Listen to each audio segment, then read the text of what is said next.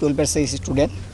তো আমাদের এখানে যে ঝামেলাটা হয়েছে, এখানে অ্যাকচুয়ালি আমাদের কর্মসূচি ছিল অবস্থান কর্মসূচি। আমাদের উদ্দেশ্য ছিল আমরা মডার্নে গিয়ে অবস্থান করব, কিন্তু আমাদের যে এখানে ছাত্র সংগঠন আছে তারা আমাদের আগেতেই জানিয়ে দিয়েছিল যে অবস্থান, ছাত্রলীগ ছিল এখানে।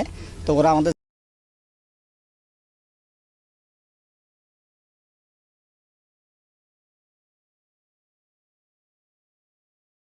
যে এখানে হচ্ছে আপনাদের অবস্থান কর্মসূচি করা যাবে না, আপনারা হচ্ছে পদযাত্রা করেন।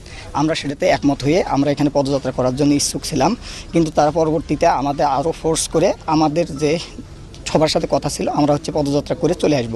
কিন্তু আমাদের যখন ক্যাম্পাসের গেটে যখন চলে গেছে তখন ছাত্রলীগ সহ বাকি স্যাররা যারা আছে তারা আমাদের হচ্ছে বাধা প্রদান করছে।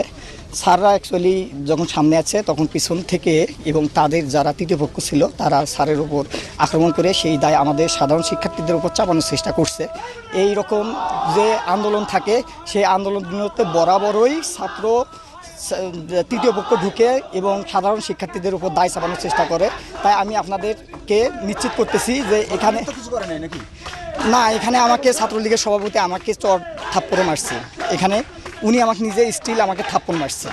এখানে কথা হচ্ছিল আমাদের এখানে আমরা গত 9 দিন ধরে এখানে আমরা অনুষ্ঠান করতে সমাবেশ করতেছি। এখানে কোনো প্রকার আমাদের সাধারণ শিক্ষার্থী বিশৃঙ্খলা করে নাই, কিন্তু ওনারা আসার কারণে এই বিশৃঙ্খলা হয়েছে। এই দায়ভার সাধারণ শিক্ষার্থীদের না।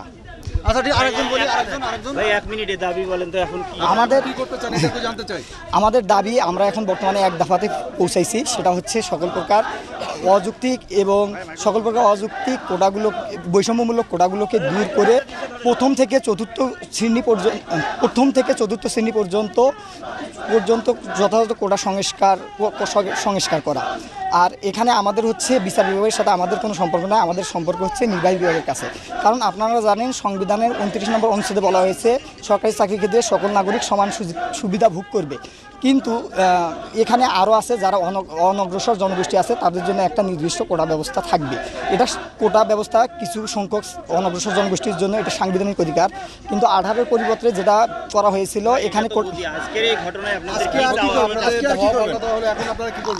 এখানে আমরা সাধারণ শিক্ষার্থীরা আমরা এখানে শঙ্কিত আছি।